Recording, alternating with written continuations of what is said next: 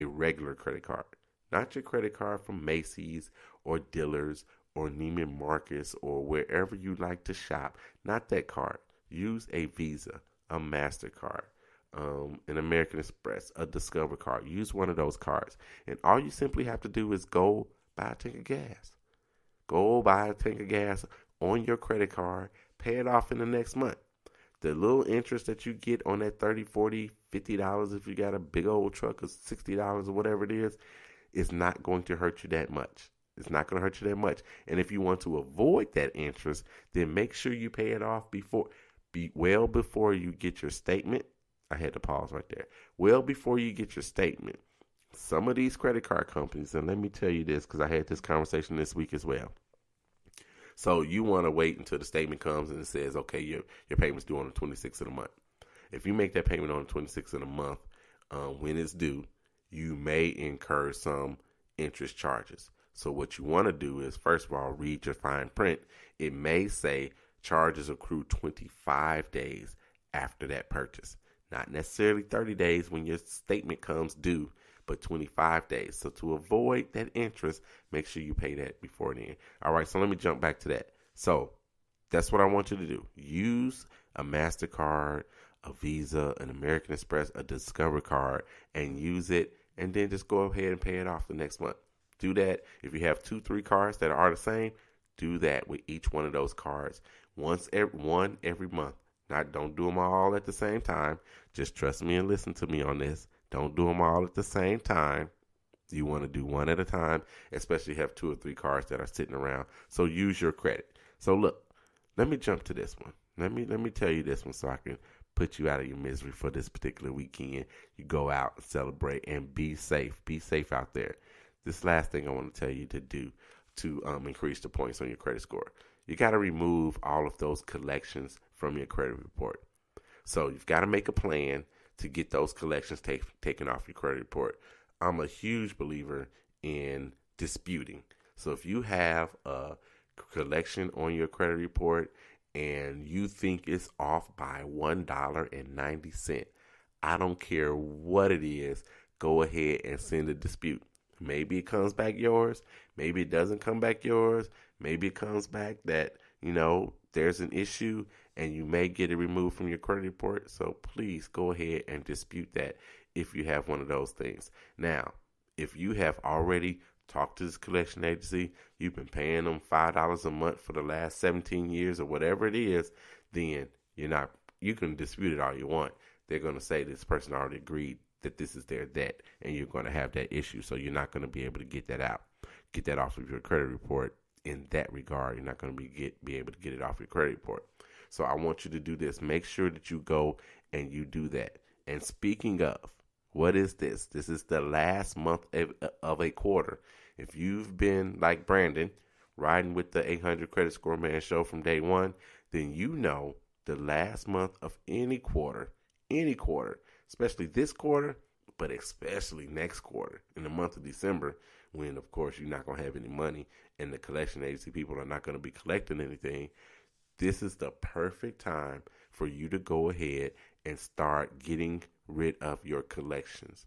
If you owe somebody $500, I suggest you call and offer them $150 and see what they say. Even if they laugh in your face when they come back and say, okay, you know what, we'll take $212.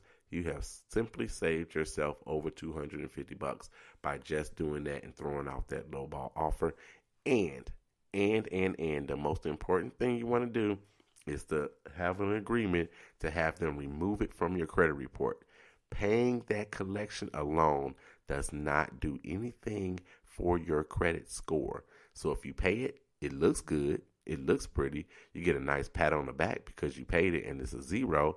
And then you also, let me mention this while I'm thinking about it, you also don't get any more extra points, if you will, for paying the whole thing. So just nothing great about paying the whole $900 that you owe somebody. If you can get them to take $700, then get them to take $700 and save yourself $200 in this particular collection. All right. So that's what I want you to do. I want you to make sure that you do these things. You remove these collections from your credit report. Because again, if you pay it If you pay your credits, your collection, and all you do is pay it, and you don't have any kind of deal for them to delete it or anything of that nature, your 7 years of it sitting on your credit report, which is going to drag down your score, starts over again from the day that you pay it. So it's not as if, all right, this collection is 5 years old. Forget it. They done found me. They caught me. I'm going to go ahead and pay it and just go on and get it over with. And you thinking, in 2 more years, it's going to fall off my credit report. Nuh-uh. It's not going to fall off your credit report in 2 more years. It's going to be on your credit report for yet another 7 years. So you've got to go ahead and make those deals with them to have them delete it. If somebody says to you, we can't delete it, I suggest you hang up and call back. You hang up and you call back and you talk to somebody else. You try a different time because you can get some of these things removed from your credit report. 9 times out of 10 you can, and you should negotiate all of those things. There's only been two times that I've not negotiated getting a collection reduced.